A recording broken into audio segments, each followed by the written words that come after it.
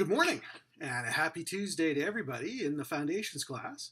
I hope by now you've had a chance to take a look at your test results and you're all set for today's topic, which is retailing. Retailing is probably the one area of marketing that we as consumers know the most about because it's the one that faces us all the time. All of us go into a retail establishment at least once a day. As a matter of fact, you're technically in a retail establishment right now by taking this class. We go into drugstores, we go into gas stations, we go grocery stores, we go into discount stores like Target. But what really separates different types of retailers from a marketing perspective? Well, the first thing we take a look at is the ownership arrangement. And despite the fact that they seem to be disappearing, and they're definitely at the smaller end of the expenditures for retail these days, we do tell you, let's just arrange that a bit more like that. Perfect. Okay. We do know that independent retailers are by far the largest number of retailers in the United States. Now, the other thing I can tell you is this. Despite the fact that there's twice as many independent retailers as there are chain retailers, they only account for about half the sales. So your independent retailers tend to be your small stores. We call them the mom and pops, okay? They're the one-offs. Everybody goes to one. Mama Maria's Pizza here in Grand Forks would fall into that category. If you go to Rhombus Guys, again, falls into that category. If you go to your local hardware store and it's not affiliated with anybody, that's a great example. Or if you've got a gas bar that's unique to your town, Bob's Gas and Fill or something. Well, that's a great example. They're out there. The next level up you go to is what's called a chain store. And all a chain means is you have two stores that are owned by the same company, two or more stores owned by the same company. If we take a look at the retail landscape, most retailers try and come up with multiple locations. So here in Grand Forks, we've got Valley Dairy, which has multiple locations. Or you'd have Rhombus Guys, who have the Rhombus Guys Pizza, and now they've got the brewery as well. That's a bit of a chain, all right? So all you need is two or more stores under the same ownership, and that gives you a chain store. Common. Again, they tend to be from the small side in this case, all the way to the big ones. So Starbucks, for example, is a chain store because the ownership is usually Starbucks corporate. Now, McDonald's falls into a franchise operation. And franchises are the ones that we're probably most familiar with today as consumers because franchises, at least on the face of retail, have taken over the retail landscape. If you go to Grand Forks or San Diego or Oklahoma City, you're likely to see the same franchise firms. You'll see the McDonald's, you'll see the Burger King, KFC, Chick-fil-A. You'll see the UPS stores, the FedEx stores. Okay, all of those are designed as franchises. And what a franchise means is this. Somebody's come up with a format, they've tested it out, and then what they've done is they've rolled it out across the country by selling the rights, and it's actually more of a renting, so you leasing the rights to run a store a particular way and have a particular set of signage. So if you become, we'll just take the most obvious one, a McDonald's franchisee, what you're getting is the right to use McDonald's signage, the right to sell McDonald's product, the right to advertise under the McDonald's name. Now, those are all positives. The negatives are these. You can't change anything. You're at the whim of the franchisor, which is the person who owns the rights. So if they suddenly decide tomorrow that, oh, you need a new kitchen, you have to take the new kitchen. You can't, as I talked about earlier, you can't develop new product. So if you think you've got a better way of making a Big Mac, forget about it. Okay? You're told exactly how to make a Big Mac, and that's how you do it. Franchises really popped up and started to replace the independents and the small local chains back in the 50s. And the reason why was the interstates. For the first time, it was easy for Americans to get from one place to another. And when they started to go from one place to another, they wanted to find something comforting. They wanted to find something that was familiar to them. So the first franchises we started to see were the hotel chains, the Best Westerns, the Holiday Inns. Those originally started off as very small chains. Started off as single stores, as a matter of fact, or single locations, as a matter of fact, but rolled out. Now you're probably saying to yourself, why would somebody go the franchise route versus chain stores? Well, there's a couple of reasons, but the biggest one of all is money. The reason you franchise out is people are paying you for the right to use your name and your processes. If you want to do a chain store, then you have to come up with the money to go build the store, stock the store. So what you've got is a real drain on cash. And most companies decide not to go that route. They want a fast expansion. And the best way to do that is through a franchise. Now, that doesn't mean that chain stores have stopped. As a matter of fact, one of the fastest growing stores right now in the US is Ross, and that's a chain store. But franchises continue to roll out. Now, some of them have hit maturity stage, like our friends at McDonald's. Others are just at their growth stage. And if you take a look at some of the Mexican food franchises that are popping up, they're still in their growth stage as they go into different markets. Okay, how else do we differentiate retailers? Well, we've talked about ownership. The second one is based upon the level of service. Retail goes all the way from no service at this end to complete service at this end. The best way to think about that is to compare a Walmart with a Macy's, well, we still have them, and let's say a Nordstrom, which is one of the stronger department store retailers out there. You go to Walmart, what you expect is the merchandise is on the shelves. If you need something heavy moved, there's a person to help you. But you don't expect somebody to be walking around asking you for if you need help. You expect them to be doing their job, which is stocking the shelves, making sure the aisles are clean, everything you expect in that kind of retailer. Well, that's a pretty no service retailer. Okay. Now, Walmart offers some services. They offer check cashing, they offer a lot of financial services. They've put in things like photography. Okay, those are all extra services. But usually what they do is they'll farm those out to somebody and then they'll just collect a rent for the space from them. If you go to Macy's, Macy's is kind of a mid-service level retailer. They used to be at the higher end. Now they've kind of slipped below. At Macy's, you expect to find a salesperson to help you find the size you're looking for. You expect dressing rooms where you can go and try on items, and the person who's helping you to suggest items you can try on.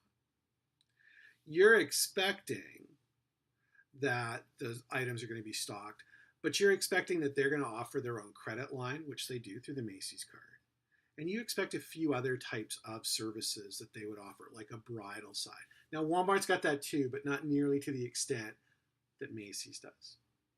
And at the far end, you've got Nordstrom. Nordstrom, definitely a high-end retailer in terms of service. Now, Nordstrom also happens to be a chain retailer. It's owned by a single group. Actually, it's now publicly traded. But they own all the stores. Now, what Nordstrom provides is sales reps or salespeople who are very attentive to you. If you walk into the shoe department, there's somebody there to help you, and they're the ones who go and get the shoes. At Walmart, you're expected to go get them. At Macy's, they might go and look in the back and see if they've got your size. Walmart's got everything out in front. Okay, so you see Walmart out in front, you find it. Macy's, we've got a few sizes, but we might have some in the back. We'll find it for you. Nordstrom, we do all the work for you. And the price points reflect that. So you're paying for that. Now, a good Nordstrom rep will also keep track of what you've purchased. We'll make suggestions on what you should purchase next based upon what you have. Very high level, very high touch service. Okay, so we've got ownership, service, product assortment's the next way. When you think about retailers, retailers either have what we call a narrow product assortment, which they have very few choices, but inside of those, they have a deep assortment, which means they have a lot of options within them. You go to a store that specializes in jeans, like below the belt, okay? Well, the reason you go to that store is you want the maximum number of choices in jeans that you can find.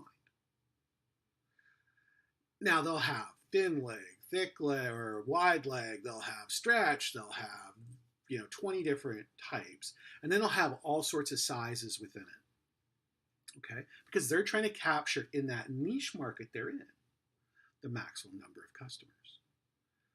On the other hand, you have retailers that have a lot of different products. Let's do that. A lot of different products.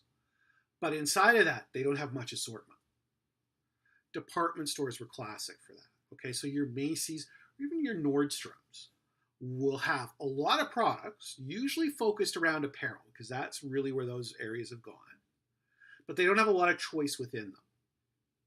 And the reason for that is they don't want to have a lot of choice. Their way of selling is based upon wide variety. We've got women's, we've got men's, we've got kids, we've got teens, we've got petites, we've got plus sizes, we've got everything. Whereas you go to a specialty store, they don't want to have everything under the sun, okay? They're saying we sell this one product or maybe two products or three products, maybe even four at the top end. But we've got a lot of choice within that, okay? So we've got level of service, product assortment, ownership, and the last way we tell them apart is based upon the price. We've got some retailers are called discounters. They're selling at a very low price. And the reason they're selling at a low price is they have a low cost structure. They probably have low service levels in terms of people available to help you. They probably don't have the world's greatest assortment of products, but they do know what you want to buy. Who does that sound like? Well, to me, that sounds like Walmart. Well, Walmart's classic discounter, okay? They don't have a lot of variety, but they know what you want, and they're offering it at a price point that you, as a consumer, want. Okay, so the price separates them. Now, you might be able to go to a different retailer and buy the same product, let's say it's Pampers diapers, for more money. Now, the reason why it's costing you more at the other store is not that they're trying to make better profits than Walmart, but what they're probably doing is they're giving you extra services. Okay, they might be more convenient for you because they're closer to you, so you don't have to go out to a Walmart supercenter. They might have a different assortment, so it might be more of a grocery store than a discounter. Different ways of making money. Okay, think back to that economics of one unit. That takes you right to the price. How are you going to charge your price? So price, assortment, ownership, and level of service all differentiate retailers from each other. So we want to have a look at those. So the other way we look at it is, are you a store-based retailer or are you a non-store-based retailer? Well, store-based retailers include department stores. Get out and see them while you can. They're a disappearing breed. That's things like Macy's, Herberger's, Nordstrom, Neiman Marcus, Saks. Those are classic department stores, okay? They have a variety of different products. Now, department stores, as I mentioned earlier, have now really focused down on apparel, and specifically women's apparel, because that's one area that has constant changes to it, okay? The next area is a specialty store. Specialty stores are places like Best Buy, Home Depot, although they're a bit of a warehouse club, but we'll go with they're a specialty store, okay? Anything that specializes in a given area, a GameStop store, music store, those are specialty stores, okay? You go out of your way to go to them. That's why they're special. Supermarkets, okay? Whether it's Aldi, Vaughn's, Hugo's, Hornbachers, Safeway, HEB for the Texas folks in the room. Um, Whatever it is, okay? Supermarkets are a form of retail. We also have drugstores, CVS, Rite Aid, all the different drugstores that are out there. Another form of retail. Convenience stores, whether it's a convenience store attached to a truck stop or it's a convenience store owned by corporations like 7-Eleven. We have them all over the place, okay? Those are all examples of in-store retailers. Discount stores. We've got full-line discount stores. That's kind of your J.C. Penney's, okay? And then, sadly, another area that's disappearing. Sears was considered a full-line discounter, by the way, not a department store. And we see what's happening to Sears right now. Supercenters, Walmart, Target, those all have the supercenters. Especially discounters, okay? Those are called category killers. They go into an area, and what they're trying to do is they're gonna specialize in a short area, okay, not a very broad area, but they're gonna make sure they've got a complete selection so that they can outcompete anybody, okay? Sometimes Best Buy is considered to be in that category. I would say not as much anymore, but category killers would be things like your specialized jean stores, your specialized shirt stores, things like that. Warehouse clubs, Costco, Sam's Club. Okay, that's another form of retailing. And off-price retailers. Off-price retailers and deep discounters like Dollar General. That's the fastest growing segment of retail right now, which should show you the state of the economy, okay? Off-price retailers includes everything from factory outlets to somebody who's selling used goods, so a consignment store, okay? Deep discount retailers or extreme value retailers, if you want. Those are the dollar stores, okay? Dollar Tree, Dollar General, Buck or Two, take your pick. They're all over the place. Again, those are the fastest growing areas right now in retail. So that gives you an idea about what the economy is like. And then the last in-store retailer we have is restaurants, okay? Restaurants are retail establishments. They're specialized in some forms because they focus more on the service component than the product itself. But restaurants do fall into the retail category. Now, outside of the store-based retailing, we've got non-store retailing. Some of these you go to a lot. Vending machines, that's considered a form of non-store retailing. If you go to countries like Japan, vending machines sell a lot more than we're used to. Okay, you can buy apples, bananas, shirts, anything you want from a vending machine in Japan. We're just starting to see that now here in the US. The problem with vending machines, very high cost. And up until the advent of tap technology or more secure credit cards, we were really limited in how much we could collect off of them. Now we find companies like Best Buy are installing vending machines in airports so that you can buy a set of headphones or a small gift or something, and you just charge it to your credit card. Well, that's been made possible by improvements in technology. Self-service technologies. I read a big article today that McDonald's is saying they're going to roll out 1,000 new restaurants with kiosk service every month. Now, why are they doing that? Well, they can't find kids to work anymore. And they can't find seniors to work anymore. And they can't find stay-at-home parents who want to work anymore from McDonald's. So they have to figure out a way to allow people to order and keep their costs down. Because their business model, remember the economics of one unit, kind of fall apart if you're paying a lot for your employees, okay? So that's self-service technologies. We're seeing more of those, okay? Kiosks are popping up all over the place, whether it's at your local AT&T store or your McDonald's. Direct retailing, where they sell directly to you, okay? Direct retailing with things like Eureka, Tupperware, those are good examples of direct retailing. Direct marketing, telemarketing. Get a phone call, you need to buy this, okay? Kind of dropping off now because most people don't answer the phone anymore. They prefer voice or emails or text messages, actually text messages if you're younger, okay? But we did see direct marketing from telemarketing very big. Telemarketing is still big, by the way, on the business-to-business side. Direct mail, get a letter inviting you to buy something. Still appeals to some people, very specialized areas, but we still see it, okay? And shop at home television networks. If you've ever watched QVC, shop at home TV. Get your product on there. Lori Greenier from Shark Tanks made a lot of money selling products on DirecTV via Shop at Home television. Okay. The last two your book talks about, I want to put together. Online and mobile retailing are one and the same today. Okay. And I'd say online retailing not nearly as important as mobile retailing. Mobile retailing is taking off, and it's taking off for one simple reason. We live on our phones. So mobile retailing allows you to search a website, whether it's Amazon, Walmart, Macy's, Nordstrom, whomever, order your product right there and pay for it. Okay, that's a huge improvement. You can use your Apple Wallet, you can just enter your credit card number like you did in the old online days, but it's a huge improvement over what we've done. Okay, so those are forms of non-store retailing. All right, the last thing I want to talk about in this portion, and then I'll show you a couple of videos that you can watch about retailing, is executing a retail marketing strategy. So the good news is this. It's the same as we've been studying all along. It all boils down to you need a target market. Who are you selling to? Walmart's target market, very different than Nordstrom's. Okay, very different. Although you might find there are some customers at Nordstrom's go to Walmart for certain products because they don't want the Nordstrom level of service for a product, or maybe it's a product that Nordstrom doesn't carry.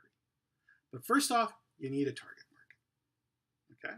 And there might be multiple target markets for a store, with one being the primary. Number two is we deal with the retail mix. And retailers have 6 Ps. Okay? Product, and that takes us back to how wide and how deep we have an assortment.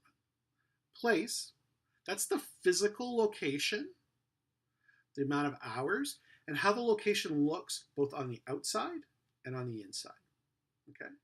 Promotion, we're going to see that coming up in the next couple of chapters, but that's advertising, publicity, public relations, online retailing, or online marketing, all of those things. Price, well, that takes you back to how we separate them. What kind of pricing model are you using? And if you take the retail class, we go much deeper into how pricing really does separate retailers in terms of their financial structure as well. Okay, presentation, the layout and the atmosphere. Okay, so remember I said place is the physical place and it's the inside. Well, presentation's the inside. It has its own P in the world of retailing, and that's the layout. So how do you move from area to area within that retailer? And the atmosphere, what's it like when you're inside? So if you think about comparing Abercrombie and Fitch, for example, versus Forever 21, you'll see 2 different types of atmospheres, even though the products are targeting a somewhat similar target market. All right, and last but not least, your personnel. And this goes to the service level you're providing and how much personal selling is involved. Usually the more service you're providing, the higher the level of personal selling. Okay, go and take a look at the two videos I posted for you on sort of online or the rise of mobile retailing and what's going on currently in the department store industry. And then come on back and we'll talk about retailing decisions and we'll look at service in the retail industry. Thanks.